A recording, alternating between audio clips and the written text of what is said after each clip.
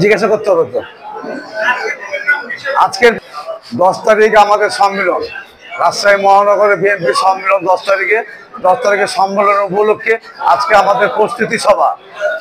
30টা ওয়ার্ডের নেতা কর্মী, যেগুলো ত্যাগী নেতা আছে আমাদের 17 বছর যারা নির্যাতন হয়েছে, সেই ত্যাগী নেতাদেরকে নিয়ে বিএনপি তার অঙ্গসহ সবাইকে নিয়ে আজকে আমাদের প্রস্তুতি সভা।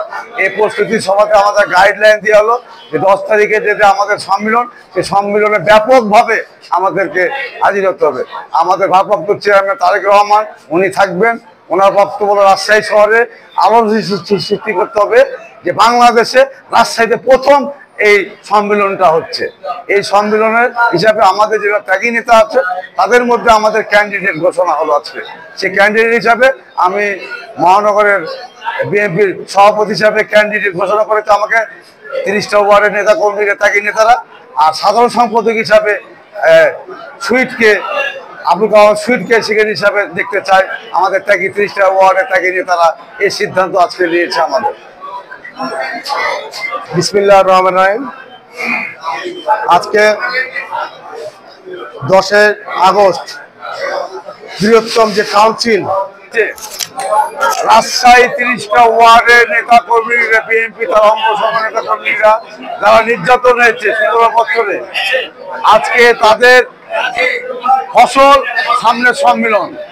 এই সম্মেলনে আমরা 4 থানা, যেটা বিগত 4 থানা, 30টা ওয়ার্ডের নেতা কর্মীকে নিয়ে সবাই সিদ্ধান্ত নিয়েছে যে আমি বড়গোলা বিএনপি সাধারণ সম্পাদক ছিলাম, সভাপতি ক্যান্ডিডেট হিসাবে আমাকে তারা ঘোষণা করেছে।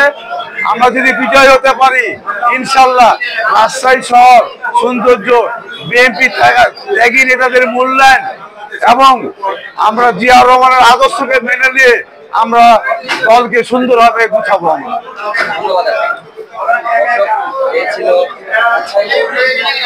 চেয়ারে বসে তো দিন রেকর্ডিং করে, ছেলে পেলে বসে কিন্তু দিন খাওয়া নিয়ে আসবে। হ্যাঁ করে পরে দেখছি, একটু রাখা, একটু পরে আবু তো মুখে আবার নিতে পারো।